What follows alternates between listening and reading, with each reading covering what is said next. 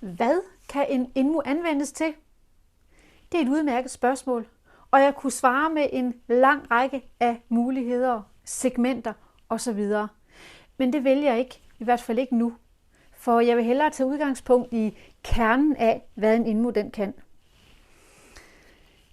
InMu'en har altid brugeren i centrum, for det er jo brugerens bevægelse sammen med InMu'en, der skaber interaktionen og skaber anvendelsen. Så lige meget hvilken form for anvendelse, lige meget til hvad, så er det altid brugerens muligheder, vi tager udgangspunkt i. Og det er de fysisk-motoriske muligheder, det kan være de kognitive eller mentale muligheder, som brugeren har.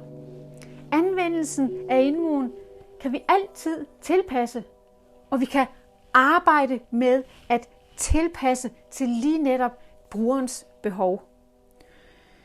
Desuden kan vi også starte et sted og lige så stille udvide mulighederne for anvendelsen.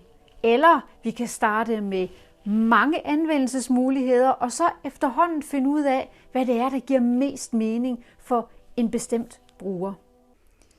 Hver InMu-model er skabt med en bestemt målgruppe for øje, og ikke en bestemt anvendelse. Her har vi InMu Dance, InMu Relax og InMu Joy repræsenteret. Og jeg vil ikke på forhånd kunne sige, om en bruger har mest glæde af InMu Relax eller InMu Joy, for jeg har ikke mødt brugeren. Håbet er, at InMu'en altid møder brugeren der, hvor brugeren er, og at det er på en ikke-stigmatiserende måde. Det kan måske lyde en lille smule fluffy, men det giver rigtig god mening i dagligdagen. InMu'en kan anvendes fuldstændig individuelt, sådan at det, som den enkelte bruger kan, har muligheder for eller ønsker at gøre med InMu'en, kan tilpasses til netop det. Det kan være omsorg og pleje, det kan være til søvn, det kan være til sansestimulering, bevægelsesterapi, bevidsthedstræning, pædagogisk formål. Det kan være rigtig mange ting.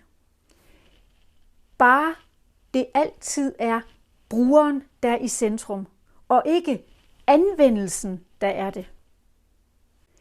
InMu'erne kan også i høj grad anvendes i fællesskab til fælles træning af motorisk eller kognitiv træning. Det kan være til afspænding, mindfulness, pædagogisk leg og læring og mange andre ting.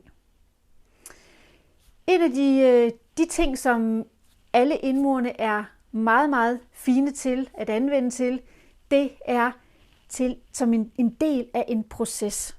Det vil sige, at InMu'en den indgår i en eller anden proces, hvor man skal arbejde sig videre frem. Man har et mål med det, man arbejder med. Det kan for eksempel også være ud over de ting, jeg lige har nævnt, så kan det også være i en kommunikationstræning. Et menneske, som har svært ved at udtrykke sig, måske udtrykke sig fysisk eller kunne udtrykke sig verbalt, måske har svært ved at få øjenkontakt.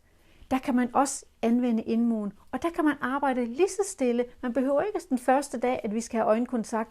Vi kan lave noget træning først, vi kan lave noget bevægelse først, og så på den måde åbne kroppen, åbne brugeren for, at der er en omverden.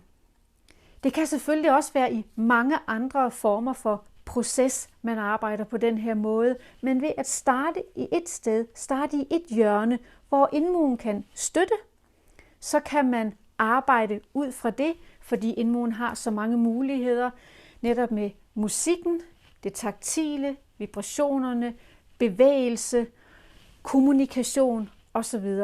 Så kan man arbejde sig lige så stille frem, og man behøver ikke hele tiden at have InMu'en hos sig. Man kan også lægge den væk fra sig et øjeblik, eller måske et stykke tid, og så kommer man tilbage til den, og så kan man bruge den igen.